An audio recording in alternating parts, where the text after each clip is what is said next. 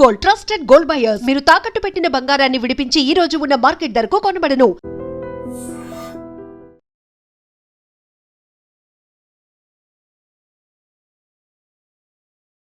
Tamil Nadu CM Joseph Vijay సంచలన నిర్ణయం తీసుకున్నారు. ప్రైవేటు స్కూల్స్ ఫీజు దోపిడీని ఆయన పూర్తిగా నిర్మూలించే ప్రయత్నం చేస్తున్నట్టుగా చాలా క్లియర్గా కనిపిస్తోంది. ఎందుకంటే ఎంతో కాలం నుంచి తమిళనాడులో ప్రైవేటు స్కూల్స్ ఇష్టారీతిన ఫీజులు వసూలు చేస్తూ ఉన్నాయి. లక్షల రూపాయలు పేద ప్రజల నుంచి దండుకుంటూ ఉన్నాయి. సో దీనికి ఎక్కడో చోట ఫుల్ స్టాప్ పడాలని చెప్పి చాలా సీరియస్గా జోసెఫ్ విజయ్ భావించారు. ఏ క్లాస్కి ఎంత ఫీజులు వసూలు చేయాలి, ప్రైవేట్ స్కూల్స్ నాణ్యత ప్రమాణాలు పాటిస్తున్నాయా లేదా, సో ఆ స్కూల్ని బట్టి ఎలాంటి ఫీజు ఎంతవరకు తీసుకోవాలి అన్నది చాలా క్లియర్గా ఉండే విధంగా ఒక కమిటీని కూడా ఏర్పాటు చేశారు. ఆ కమిటీ నివేదిక కూడా ఇచ్చింది ఏ క్లాస్కి ఎంత తీసుకోవాలి అన్నది. అయితే ఇప్పుడు జోసెఫ్ విజయ్ తీసుకున్న నిర్ణయం సో ఆల్మోస్ట్ అన్ని ప్రైవేట్ స్కూల్స్కి వర్తిస్తుంది. దీన్ని ఈ కొత్తగా ప్రభుత్వం నిర్ణయించినటువంటి ఈ ఫీజులని తమ నోటీస్ బోర్డులో 100% ప్రదర్శించాల్సిందే. ప్రతి ఒక్కరికి ఈ స్కూల్ ఎంత ఫీజులు వసూలు చేస్తుందో కూడా కనిపించాలి. గవర్నమెంట్ ఇచ్చినటువంటి ఆ విధి విధానాలకు, గవర్నమెంట్ నిర్దేశించినటువంటి ఆ ఫీజులకు ₹1 ఆ పరిమితికి ₹1 కనుక పెంచినా సరే మీ మీద కఠినమైనటువంటి నిర్ణయాలు తీసుకుంటాం, చట్టపరంగా బాధ్యుల్ని చేస్తాం, అసలు మీ ప్రైవేటు స్కూలు గుర్తింపును కూడా రద్దు చేస్తాం అని చెప్పి సీఎం విజయ్ ఒక కీలక నిర్ణయం తీసుకున్నట్టుగా తెలుస్తుంది. ఇంకా అఫీషియల్గా ఒక జీవో రావడం తర్వాత కమిటీ అయితే రిపోర్ట్ ఇచ్చేసింది గవర్నమెంట్కి. ఆ రిపోర్ట్లో ఏ స్కూల్కి ఎంత ఫీజు అనేది కూడా క్లియర్గా ఉంది.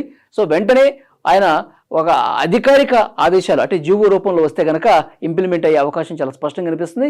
ముఖ్యంగా తమిళ ప్రజలు, పేద మధ్యతరగతి ప్రజలందరూ కూడా ఈ నిర్ణయం పట్ల హర్షం వ్యక్తం చేస్తూ ఉన్నారు. అసలు ఏ స్కూల్కి ఎంత అనేది ఒక్కసారి మీకు ఇక్కడ చూపిస్తాను చూడండి. Tamil Nadu fee determination committee fee structure 2026-27 ఈ విద్యా సంవత్సరంలో ప్రైవేట్ స్కూల్స్ ఎంత వసూలు చేయాలన్నది ఆ కమిటీ ఏ స్కూల్కి ఎంత ఇచ్చింది అనేది ఇక్కడ మనం క్లియర్గా చూడొచ్చు.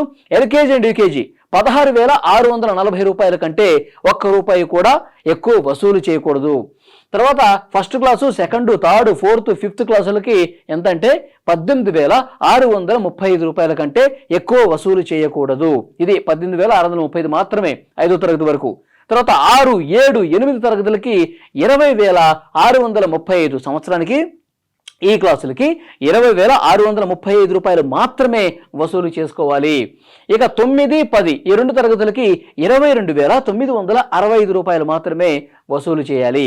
ఇక +1, +2 అంటే ఇంటర్మీడియట్ 2 సంవత్సరాలకి ₹25,825 కంటే ₹1 కూడా మీరు ఎక్కువ వసూలు చేయడానికి వీల్లేదు. ఇప్పటి వరకు మీరు లక్షల ఫీజులు వసూలు చేసింది, పేద మధ్యతరగతి ప్రజలు ముక్కుపిండి వసూలు చేసింది, వాళ్ళ ఫీజులు కట్టకపోతే హాల్ టికెట్లు ఇవ్వకుండా, పరీక్షలు రానివ్వకుండా మీరు ఇబ్బందులు పెట్టింది ఇక చాలు. ఈ ప్రభుత్వం ఏదైతే ఎన్నికల్లో హామీ ఇచ్చాం, ప్రైవేట్ స్కూళ్ళ ఫీజులు తగ్గిస్తాం, పేద ప్రజలకు అండగా నిలబడతామని చెప్పి మేము ఎన్నికలు ఇచ్చినటువంటి హామీని 100% అమలయ్యే విధంగా ఒక కమిటీని ఏర్పాటు చేసి ఆల్రెడీ ఫీజులను కూడా డిక్లేర్ చేసేసాం. ఇక అమలు చేసి తీరుతాం. దీనికి ప్రతి ఒక్కరూ పాటించాల్సిందే, లేకపోతే ఆ స్కూల్స్ మీద చర్యలు తీసుకుంటామని చెప్పి చాలా క్లియర్గా చూడండి. ఇది Tamil Nadu fee determination committee fee structure 2026-27 ఈ సంవత్సరానికి సంబంధించి ఈ ఫీజులే అమలవుతాయని చెప్పి చాలా క్లియర్గా ఇది మొత్తం సోషల్ మీడియా మొత్తం ఊపేస్తుంది. ఈ ఫీ స్ట్రక్చర్ అనేది సీఎం విజయ్ ఆయన ముఖ్యమంత్రి అయ్యాడేదో అనేకమైనటువంటి గొప్ప నిర్ణయాలు తీసుకున్నాడు, పాలనలో తన మార్క్ చూపిస్తూ ఉన్నాడు. కానీ ఇక్కడ మన తెలుగు రాష్ట్రాల్లో పరిస్థితి చూస్తే ఫీజులు తగ్గించండి అని చెప్పి ప్రతి విద్యా సంవత్సరం విద్యార్థులు కావచ్చు, తల్లిదండ్రులు కావచ్చు, తర్వాత విద్యార్థి సంఘాలు వీళ్ళందరూ కూడా పెద్ద ఎత్తున ఆందోళనలు చేస్తే రోడ్ల మీదకి వచ్చి ఫీజులు తగ్గించండి, అసలు దోచేస్తూ ఉన్నారు, రక్తం పీల్చేస్తూ ఉన్నారని చెప్పిన ఏ ప్రభుత్వం కూడా పట్టించుకున్నటువంటి పరిస్థితి లేదు. మరి ఈ ప్రైవేట్ స్కూల్స్ యాజమాన్యాలు అసలు వాళ్ళు లోపాయకారిగా ఏమన్నా ప్రభుత్వాలతో ఒప్పందాలు కుదుర్చుకొని ఫీజులు తగ్గించకుండా ఏమన్నా ప్లాన్లు చేసుకుంటున్నారేమో తెలియదు. కానీ చాలా దుర్మార్గంగా ఎల్కేజీకి ₹1,00,000 అండి, 2వ తరగతి ఫస్ట్ క్లాస్కి, సెకండ్ క్లాస్కి ₹1,50,000. ఇదేం ఫీజులు? ఎంత గొప్ప ప్రైవేట్ స్కూల్స్ కూడా ఇంత వసూలు చేయవు కదా బయట రాష్ట్రాల్లో. కానీ మన దగ్గర ఎందుకు ఇలాంటి వ్యవస్థ ఉంది, దీన్ని మార్చాల్సినటువంటి పరిస్థితి ఉంది కదా అని చెప్పి ఆందోళన ప్రతి సంవత్సరం కూడా చేయటమే. కానీ ప్రభుత్వాలు కానీ ఆ వ్యవస్థలు కానీ నిమ్మకు నీరెత్తినట్టు ప్రవర్తించినటువంటి పరిస్థితులు ఉన్నాయి. మరి లోపల ఏం జరుగుతుందో తెలియదు కానీ ప్రతి సంవత్సరం ఆందోళన చేయడం ఇది పరిపాటిగా మారిపోయింది. కానీ లక్షలు వసూలు చేస్తానే ఉన్నారు. అసలు ప్రైవేట్ స్కూళ్ళలో చదివించడానికి ఆపసోపాలు పడతా ఉన్నారు తల్లిదండ్రులు. నిజంగా చెమటను రక్తాన్ని పూర్తిగా వాళ్ళ కుటుంబం సంపాదించేదంతా విద్యకి ఇట్లా వేయాల్సినటువంటి పరిస్థితి ఉంది.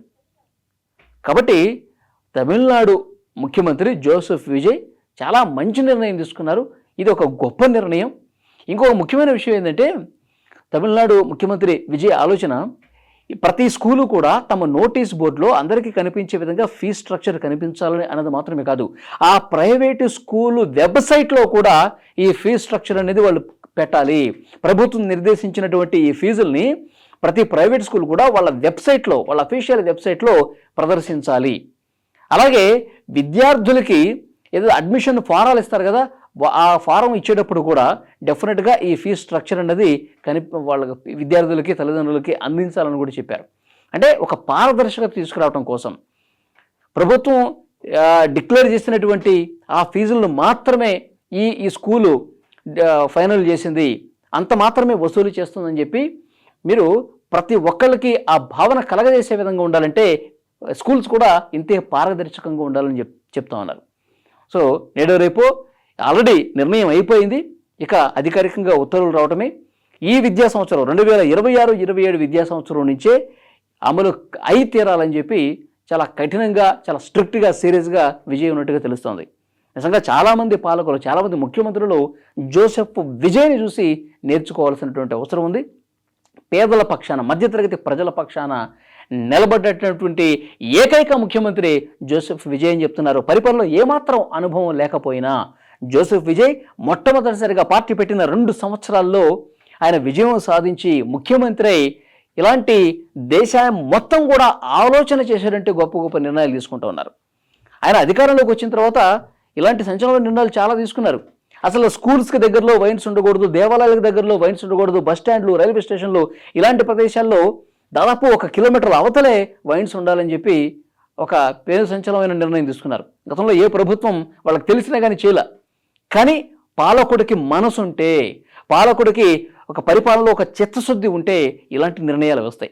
ఇటువంటి ప్రైవేట్ స్కూల్స్ ఇంత మాత్రమే వసూలు చేయాలంటే అది ఎంత సాహసోపేతమైనటువంటి నిర్ణయం, ఎంత సవాలుతో కూడుకుంది. ఎందుకంటే చాలా ఒత్తిళ్ళు వస్తాయి.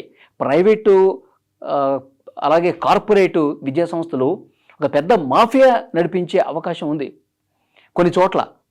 కాబట్టి దాన్ని తట్టుకొని మరి అలాంటి ప్రలోభాలకు ఈ ప్రభుత్వం గురి కాదు. పేదల పక్షానే ఉంటుంది, మధ్యతరగతి ప్రజల పక్షానే ఉంటుంది.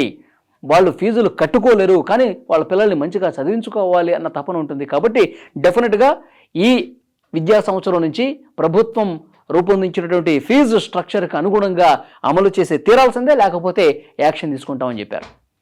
సో తెలుగు రాష్ట్రాల్లో కూడా ఇలాంటిది రావాలి. ఇక్కడ పాలకులు, ముఖ్యమంత్రులు కూడా ఈ విధమైనటువంటి ఆలోచన చేయాలి. ఎందుకంటే ప్రతి ప్రభుత్వం ఒకటే చెప్తుంది, విద్యకి మేము అత్యధిక ప్రాధాన్యత ఇస్తాం, వైద్యానికి మేము అత్యధిక ప్రాధాన్యత ఎక్కడిస్తున్నారు? లక్షలు ఫీజులు వసూలు చేస్తుంటే అది ప్రాధాన్యత ఇచ్చినట్ట? అసలు ఆ ప్రైవేట్ స్కూల్లో, ఆ ప్రైవేట్ కాలేజీల్లో సరైనటువంటి సౌకర్యాలు ఉండవు. బాత్రూంలు గబ్బు పెట్టి ఉంటాయి, ఫ్యాన్లు సరిగా తిరగవు, అక్కడ కనీస సౌకర్యాలు, వసతులు సరిగా ఉండవు. అయినప్పటికీ పిల్లలు ఆడుకోవడానికి గ్రౌండ్ ఉండదు.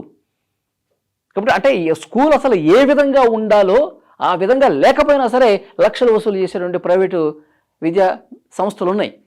కాబట్టి వాటి మీద యాక్షన్ తీసుకుంటూ ఇలాంటి ఫీజు స్ట్రక్చరే ఈ తెలుగు రాష్ట్రాల్లో కూడా రావాల్సిన అవసరం ఉంది. ఇక్కడ ముఖ్యమంత్రులు కూడా అలాంటి ఆలోచన చేయాల్సినటువంటి అవసరం ఉంది. ఈ వీడియో మీద తప్పకుండా మీ అభిప్రాయాన్ని కామెంట్ చేయండి.